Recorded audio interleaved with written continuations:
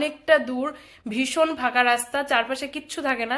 আসার সময় অন্ধকার হয়ে গেছিল আমাদের, দেখলেই তো। তো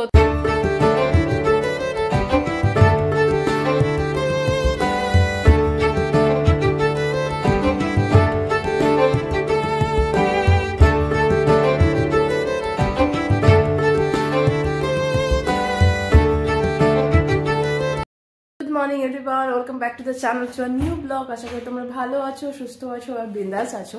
তো আজকে হচ্ছে ডে 3 ইন তারাপীঠ, বাট আমরা হচ্ছে আজকে চেক আউট করছি। সো এখন বাজে মোটামুটি 8টা, আর আমি মা দুজনে উঠে গেছি, ফ্রেশ ট্রেশ হয়েছি, স্নান এখনো হয়নি। তো আমরা এখন যাচ্ছি চা খেতে। তো চাটা খেয়ে এসে তারপর প্যাকিং ট্যাকিং করবো, করে আমরা আমাদের আজকে এখান থেকে বেরোনোর আছে, আমি বোলপুর যাচ্ছি। সো চাটা খেয়ে এসে তারপর বাকি কাজ করবো আর কি।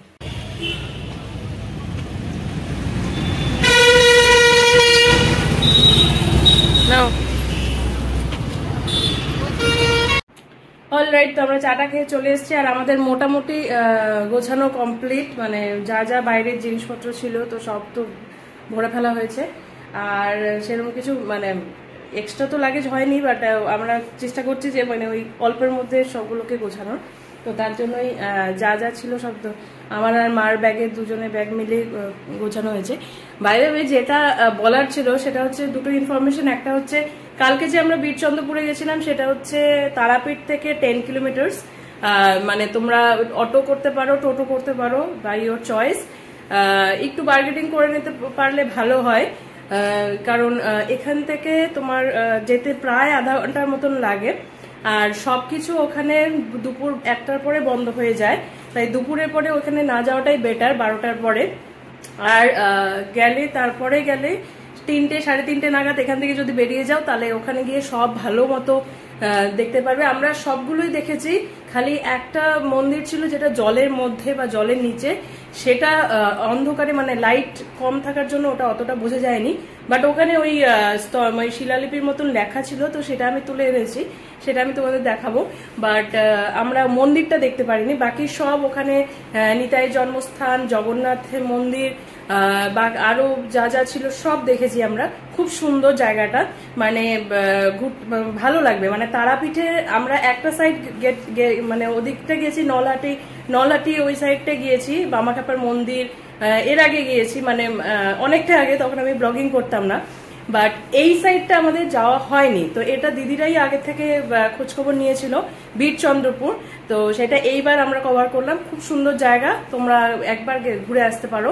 মানে তারাপীঠে যদি একদিন এক্সট্রা টাইম নিয়ে থাকো, মানে পুজো দেওয়ার পর যদি সময় থাকে, এই জায়গাটা ঘুরে দিতে পারো। বাট আমি রিকমেন্ড করবো তোমরা বিকেলে যাও, কারণ সকালে না যাওয়াটাই বেটার। ভীষণ রোদ থাকে আর ওই গরম প্রচন্ড লাগবে, মানে ঘুরে মজা পাবে না। তার জন্য বিকেলে গেলে বেশি আনন্দ পাবে। আরো একটা কথা, সেটা হচ্ছে সুমন্ত বড় একটা চমক দিয়ে দিয়েছে কালকে। আমরা ওখান থেকে বীরচন্দ্রপুর থেকে আসার পর আমরা এখানে চাটা খেলাম, খেয়ে তারপরে ওই তোমরা তো দেখলেই যে আমরা ওই প্রসাদটা ডিস্ট্রিবিউট করলাম সবাইকে। তো ওইসব করার পর সুমন্ত আবার ফোন করলো যে মায়ের শিলামূর্তিটা দেখার জন্য, মানে যেটা একদম আসল, যেটার থেকে এখানে তারাপীঠের উৎপত্তিটা। তো সেই শিলামূর্তিটা দেখার জন্য আমাদেরকে ডাকলো। তো আমরা এই 9টা সাড়ে 9টা নাগাদ আমরা আবার মন্দিরে গিয়েছিলাম।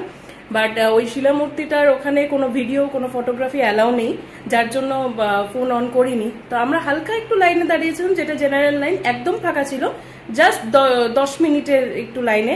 বাট লাইনে দাঁড়ানোর সবচেয়ে বড় প্লাস পয়েন্ট বা সবচেয়ে বড় বেনিফিট যেটা হয়েছে, অ্যাডভান্টেজ, সেটা হচ্ছে মানে আমরা প্রায় শেষের দিকে ছিলাম, বা আমাদের পরে কয়েকজন ছিল।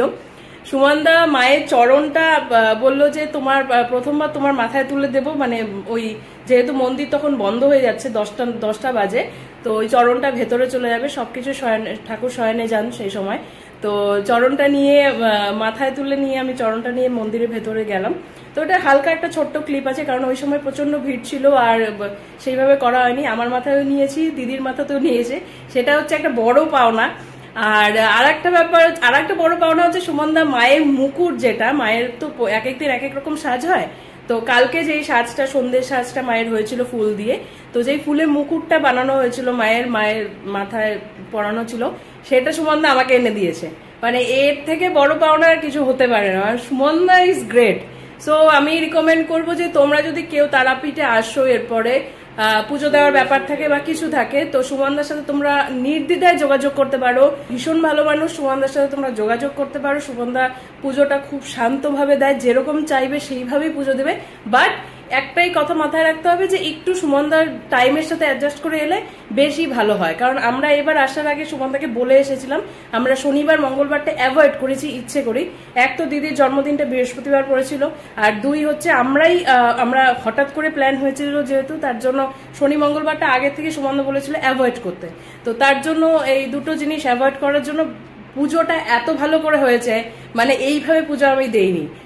ভিডিওটা দেখলে তোমরা বুঝতে পারবে, মানে এত ভালো। এতক্ষণ ধরে তারাপীঠে যারা এসেছে এর আগে তারা জানে যে এতক্ষণ ধরে মন্দিরের ভেতরে থাকতেই দেয় না।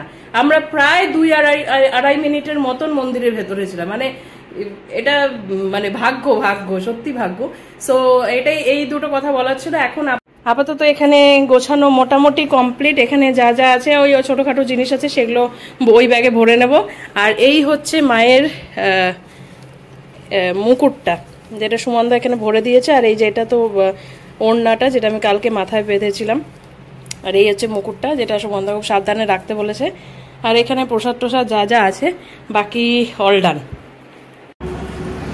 অলরাইট, তো আমি আর কৌশিকদা হচ্ছে একটু বেরোলাম। আমাদের এই কালকে সুমনদাকে এই পাত্রগুলো ফেরত দেওয়ার ব্যাপার ছিল, তো কালকে যেহেতু রাত হয়ে গেছিলো আমাদের হোটেলে আসতে, তো কালকে আমরা দিতে পারিনি।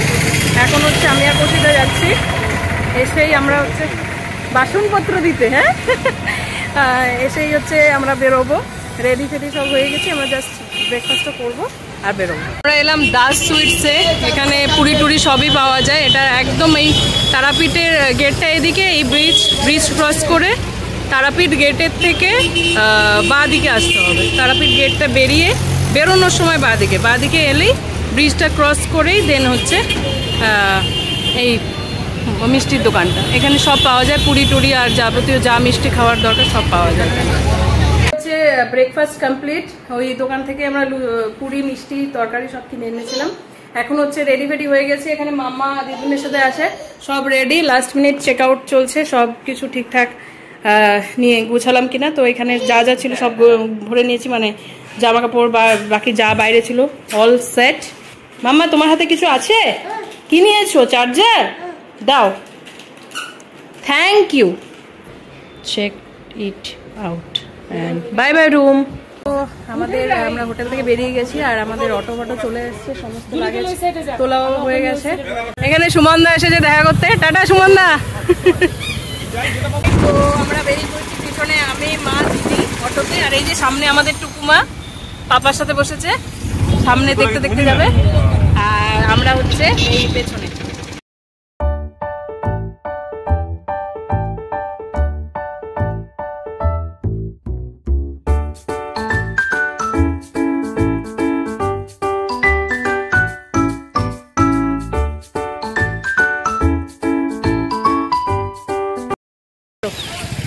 রামপুরহাট স্টেশনে এলাম।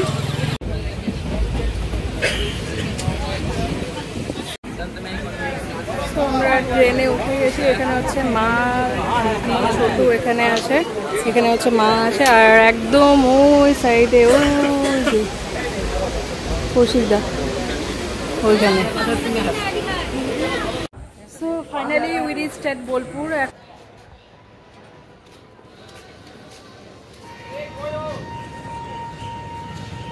তো আমরা বোলপুরে এখানে আবার সাথীরই ব্রাঞ্চ, হোটেল সাথীরই ব্রাঞ্চ।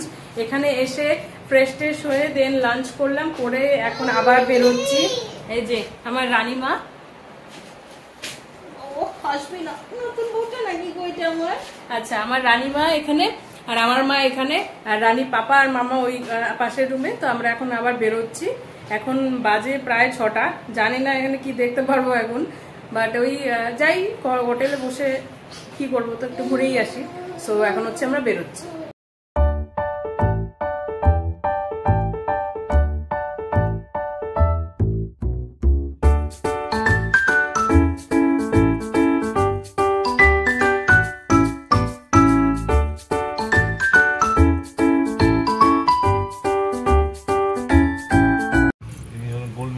এটা হলো অমর্ত্য সেনের বাড়ি, তাই তো? আমরা বেরিয়েছি এত রাতে, মানে এত সন্ধ্যাবেলা, যে সবকিছুই প্রায় বন্ধ হয়ে গেছে, আর সন্ধ্যাবেলা সেইভাবে ঘুরেও খুব একটা মজা হয় না। তো আমরা ক্যাম্পাসের এদিকে ঘুরতে ঘুরতে এলাম। তো এখানে একটা ছোট্ট মোটো ক্যাফে টাইপ, সেখানে আমরা দাঁড়ালাম। তো কফি খাচ্ছি সবাই মিলে। এখানে মা, কৌশিক দা, দিদি, ছোটু সবাই আছে এখানে। তো এই হচ্ছে গিয়ে রেস্টুরেন্টটা, রেস্টুরেন্ট বলছি, ক্যাফে, দি হিমালয়ান ক্যাফে উমুল। এটা জানি না কোন ভাষা লেখা, বাট এই বাংলা আর ইংলিশটা দেখে বলছি উমুল দ্য হিমালয়ান ক্যাফে, শান্তিনিকেতন। ক্যাম্পাসের মধ্যেই এই যে হচ্ছে ক্যাফেটা।